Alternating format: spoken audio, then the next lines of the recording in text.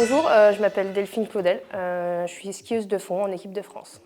Oui, grâce à l'armée de terre, en fait, je fais partie de l'armée des champions, donc j'ai un solde par l'armée et donc je suis militaire. L'armée des champions, c'est, on va dire que c'est une catégorie dans l'armée de terre où on est en sport d'hiver, on est une cinquantaine et on représente à l'échelon international, national sur nos compétitions l'armée. Donc en fait, on est un peu l'image de l'armée dans le sport. Alors non, c'est comme tout travail, entre guillemets, on pose un CV, une lettre de motivation et ensuite on est candidaté, enfin on fait voilà, un entretien ou pas. Et on a quelques obligations, mais assez simples. On doit être avec eux pour le 14 juillet par exemple, pour défiler soit à Paris, soit à Chamonix, parce que on est rallié aussi au bataillon de Chamonix. Donc voilà, c'est quelques interventions ou quelques stages qu'on fait voilà, souvent dans la période creuse de notre discipline. Les premiers, on n'avait pas grand monde, c'était à Pyeongchang, en Corée du Sud, donc voilà, c'était assez loin de tout. Moi, c'était mes premiers, donc je découvrais vraiment et c'était vraiment un rassemblement de beaucoup de sports. On était tous un peu au même endroit, donc ça, c'était vraiment sympa.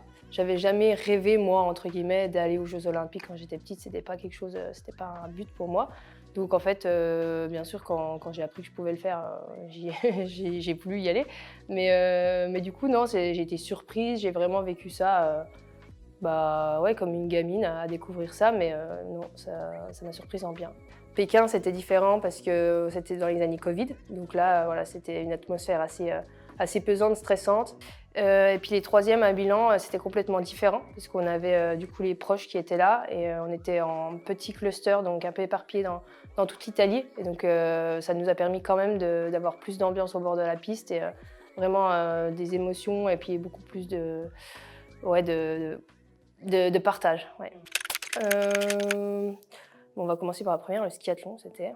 En fait, je suis arrivée sur ces courses à Milan-Cortina pas très en confiance parce que j'avais fait une saison blanche l'année d'avant et je me suis blessée en décembre, donc voilà, je manquais de ski, on va dire, et de repères aussi en compétition, etc. Donc le skiathlon, c'était un peu la course pour m'ouvrir les jeux. Et le 10 km skate, bon, il n'y a pas eu de coup d'éclat non plus. Voilà, ça a été une course assez compliquée quand même, où je me suis vraiment battue avec moi-même, où j'ai tout donné, donc je suis très fière de ça. Et ensuite, super heureuse de pouvoir être dans ce relais, du coup, féminin, et du coup, avec des jeunes qui vivaient leur premier relais olympique aussi, donc ça, c'était vraiment cool à vivre. Et moi, je finissais le relais. Et malheureusement, j'ai eu une petite chute, enfin même une assez grosse chute, ouais, où j'ai cassé mes 2 skis. Donc j'ai dû changer de ski. Au début, on a vu qu'il y avait un ski cassé, je change un ski et finalement, il y en avait un deuxième de cassé. Donc un peu plus loin, j'ai changé le deuxième ski. Et c'est vrai qu'après une chute, on a quand même du mal à se remettre dedans, à se faire mal à nouveau, retrouver un rythme et surtout au niveau respiration cardiaque, c'est assez compliqué. Alors déjà, je pense que on travaille toute l'année pour ça, donc forcément, on arrive quand même à faire la part des choses. À un moment, on prend du recul et on se dit demain, c'est un autre jour et c'est une nouvelle chance en fait. Il y a ça et puis aussi le côté où on est sur des courses assez exclusives dans le sens où on est sélectionné pour ces courses-là et donc on a des copines qui sont à la maison et qui n'ont pas pu venir. Donc en fait, je pense que tout bonnement, ça nous dit aussi, de toute façon, il faut se battre pour toi, mais c'est aussi pour l'équipe que tu y vas. C'est vrai que, on sait qu'il y a une page qui se tourne, que l'événement qu'on attendait tant, il se termine aussi. Donc c'est quelque chose qu'on arrive à digérer aussi avec le temps parce qu'on a plusieurs événements après pour fêter ça, etc. Donc on a le temps de voir la fin, entre guillemets. Alors c'est très personnel, mais oui, il y a une psy qui peut être dédiée aux athlètes des équipes. Moi, j'en ai une qui est extérieure. Je me suis accompagnée d'une psychiatre même. Moi, ça a été très important ouais, au moment où forcément ça allait moins bien. Ça m'a beaucoup aidée d'avoir aussi tout un staff et du coup cette psychiatre à mes côtés. Ouais, forcément, on sait que le poids, ça fait partie de la performance à un certain degré. Moi, personnellement, je suis tombée dans les TCA à une période de ma vie. D'abord parce que c'était un problème personnel et ensuite j'ai vu que ça fonctionnait entre guillemets dans le sport, donc j'ai un peu sombré là-dedans. Donc ouais, il y a des problèmes aussi à ce niveau-là dans notre sport parce que on relie ça à la performance aussi. En fait, le problème c'est qu'on n'a jamais été sensibilisé à ça étant plus jeune. Vraiment personne ne nous a jamais parlé de ça. On a attendu les premiers problèmes pour en parler. Et c'est même venu plus des athlètes que du staff parce que on était vraiment les premiers concernés et eux, ils s'en rendaient pas forcément compte. Et comme je disais, ils sont pas formés là-dedans non plus. Donc on faisait un peu tous l'autruche jusqu'au jour où on s'est dit que ouais, c'était important d'en parler et que ça pouvait vraiment avoir des grosses conséquences. Donc maintenant, c'est un sujet où il y a beaucoup moins de tabous, on en parle beaucoup plus, donc ça c'est cool, ça commence à s'ouvrir en tout cas. Mais ouais, au moment où moi j'étais dedans, je me rendais pas compte du tout de ce que je faisais. Et puis TCA c'est du contrôle, donc j'avais l'impression de contrôler et je me sentais bien. Je me en surpuissance. Hein. Ah complètement, ouais. Et du coup, ouais, c'est après plus tard que d'où la fracture de fatigue, elle est pas arrivée non plus par hasard. Et en fait aussi avec le fait que je sois aménorrhée encore maintenant, donc je me dis que non, et c'est pas normal, la femme elle est pas en santé quoi. Ah, cette question est intéressante et compliquée à répondre parce que on a envie de dire oui, mais je suis pas forcément sûre que ce soit exactement une balance équilibrée en tout cas. Pourquoi? Je sais pas. Je pense que c'est historique, hein.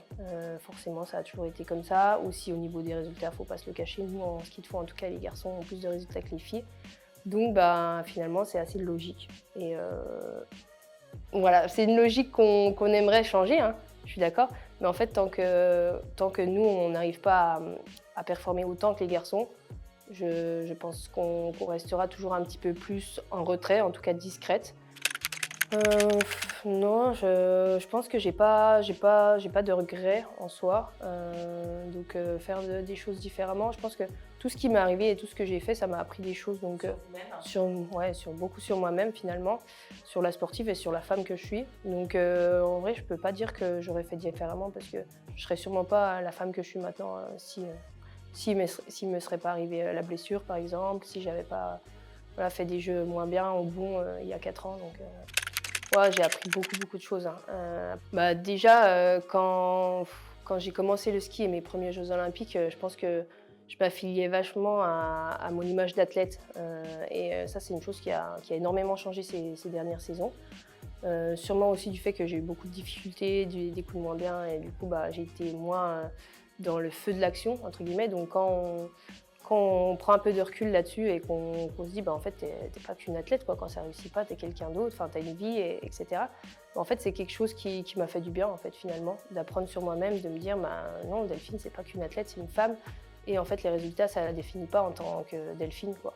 Donc ça j'ai beaucoup appris là-dessus. Je pense que les premiers jeux c'est spécial, donc en fait c'est plus se servir de l'engouement que apportent les jeux que de subir cet engouement, parce qu'il y en a qui subissent la pression de ces Jeux olympiques, mais moi je trouve que c'est une force énorme d'avoir toute cette médiatisation entre guillemets, mais aussi toute cette attente des proches, toute cette ferveur qu'ont les proches aussi de savoir qu'on va participer aux Jeux. Pour moi c'est plus quelque chose qui me porte que quelque chose qui me freine. Donc ça, c'est un conseil vraiment à donner. Moi, je sais qu'au bord de la piste, un échauffement des Jeux, c'est pas un échauffement de Coupe du Monde, quoi. On crie notre nom et tout ça. Et je trouve ça hyper cool parce que tu sais pourquoi tu es là t'en profites. Et moi, ça remplit ma jauge d'énergie, quoi. Et donc, c'est vraiment de profiter de ça, vraiment d'en profiter et vraiment de s'imprégner de ça parce que ça peut être une force supplémentaire.